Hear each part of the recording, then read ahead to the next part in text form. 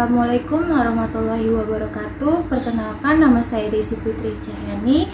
Saya mahasiswa semester 1 Magister Manajemen di Universitas Surabaya.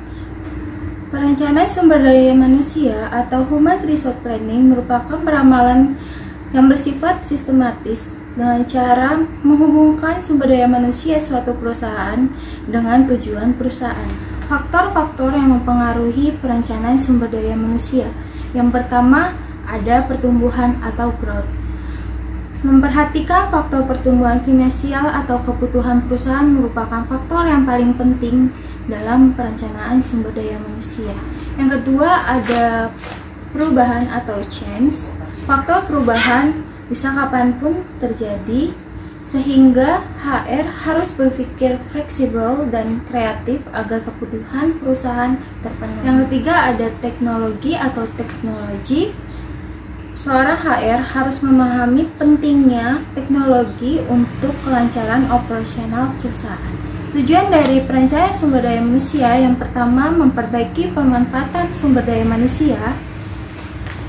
Yang kedua, menyesuaikan aktivitas sumber daya manusia dan kebutuhan di masa yang akan mendatang.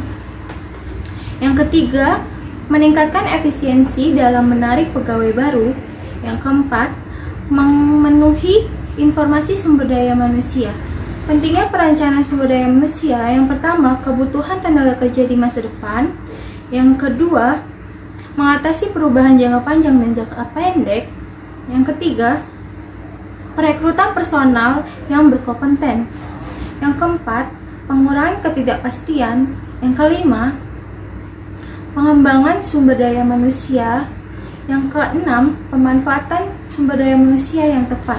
Masalah yang sering terjadi di dalam perencanaan sumber daya manusia, yang pertama ada keterbatasannya pilihan. Yang kedua, keterbatasannya tenaga dan waktu. Yang ketiga, sifat dan emosional yang tidak sejalan.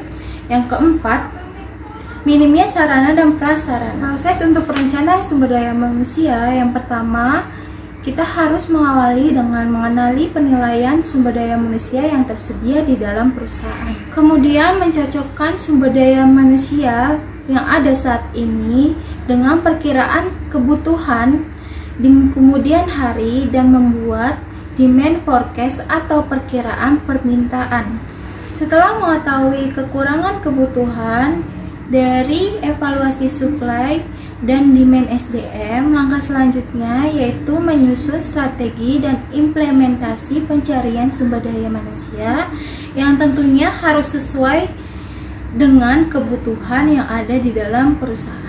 Itulah penjelasan sedikit dari saya tentang perencanaan sumber daya manusia atau Human Resource Planning.